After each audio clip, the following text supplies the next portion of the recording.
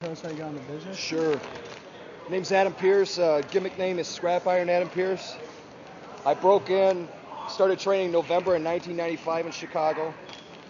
My trainers were Sonny Rogers and Randy Ritchie, who both worked for the AWA and Jerry Lawler's USWA promotion down in Memphis. About 1998, 97, 98, I moved on to the Steel Domain Training Center, also in Chicago. That was headed up by Danny Dominion and Ace Steel. And in my estimation, it was probably the best training camp in the Midwest for sure for that period of time. You saw guys like Colt Cabana and CM Punk come out of there, Brad Bradley, myself, Eric Priest, amongst others.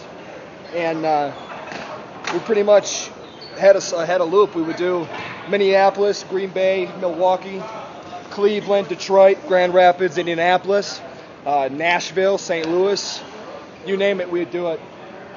Pretty much go anywhere, do whatever we could to get our names out there. So what's your opinion of like the indie scene out here in SoCal? It's the absolute drizzling shits.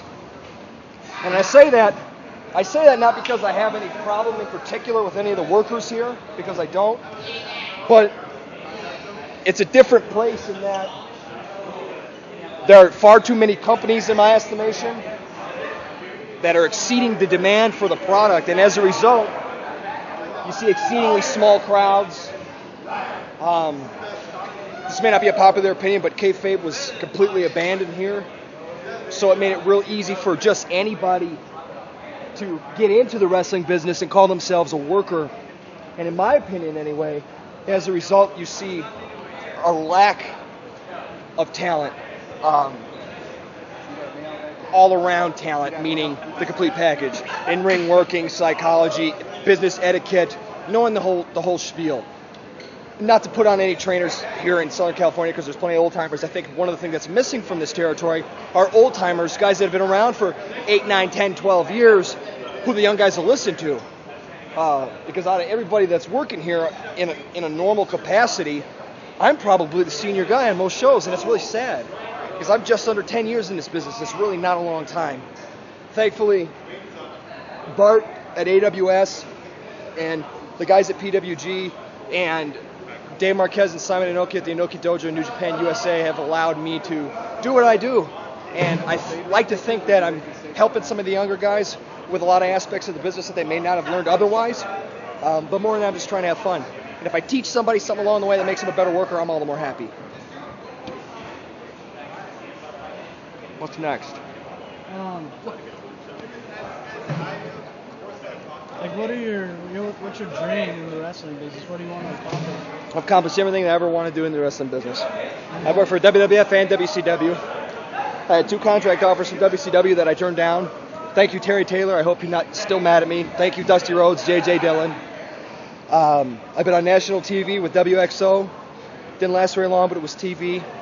I've worked at Tokyo Dome in Japan. The only thing I haven't done is work Madison Square Garden.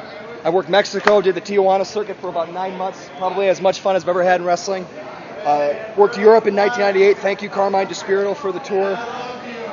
Right now, man, I'm just trying to have fun. I don't really have any aspirations to go to work for New York because I'm too much of a homebody and too much of a family guy. I don't like to be on the road more than I have to. It would be brilliant if a local TV outlet or promotion would open in the area that would allow the guys that want to do that type of thing the avenue in which to do it. And I don't think that's too far off. So I'm just enjoying my time. I don't think I have very many years left in the business, so I don't take it as serious as I used to. I don't do the 12 or 15 dates a month anymore, and I don't like to be gone 3 days or 4 days straight like my buddies Colt Cabana and CM Punk are now getting their name out there. I'm content to work 2 or 3 times a month, go home to my wife, and enjoy my life. I mean, beyond that, I just enjoy watching the young guys get better, and I enjoy watching the guys that really love this business and love this crap do what they love to do. I mean, that's all the payment I really need. Why did you turn down working for WCW? It's like a twofold reason. One, I think I was too immature and too young to have accepted it and done well with the part. I went down to the power plant twice and went through their camp and did well, and Sean O'Hare and Chuck Palumbo and the Ice Train was down there, and Diamond Dallas Page. I mean, you name it, they were down there. And Dusty Rhodes and Paul Orndorff offered me a deal. but I had just turned 20 years old, and they told me I had to move to Atlanta full time, and it was a combination of I had a fiance in Chicago that I didn't want to leave, on top of the fact that I was just too young and immature to understand the opportunity that was given to me. So I was scared, and I think justifiably so at that age.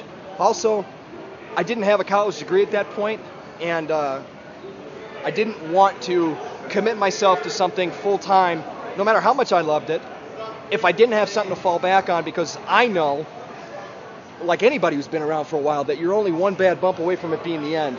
And as it turns out, the second time I said no was 5 months before they sold out to Vince, so I would have been without a job anyway and stuck in Atlanta, Georgia, and I didn't do that. So hindsight says I made the right decision. I took some heat from it from a lot of the boys who thought that maybe I couldn't hack it or I didn't make it through the drills or whatever, but I'm sure you could ask Terry Taylor, Paul Orndorff, or those guys how I did, and I think I did fine, and I just think I made an educated decision that just happened to be against popular opinion, and that's just the way it is.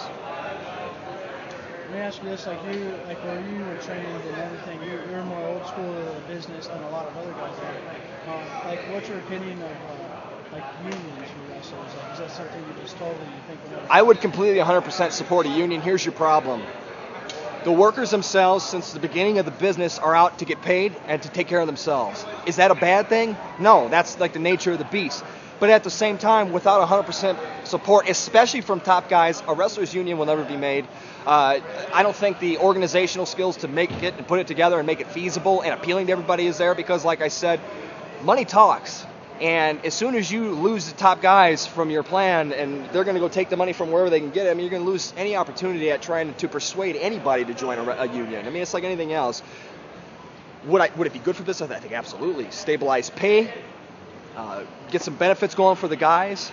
You know, we had Human Tornado pass out here at a show last month, and if he didn't have personal insurance, he was screwed because there is no benefit to the wrestler in this industry. You take your payday, whatever it happens to be. You have very little leeway in negotiation on that. If you bitch too much, you don't work. And for the young guys, that's really not an option. They need to work as much as they can. Now, for me, I mean, I'm not going to work for $20 or $30 and put myself at risk because I know that the fucking reward is not worth it. So I don't really need you to sit in my lap right now, fat ass. But would I think a union would be fucking good for business? Absolutely. Do I think it'll ever happen? Absolutely not. How do you feel the internet's affected the business?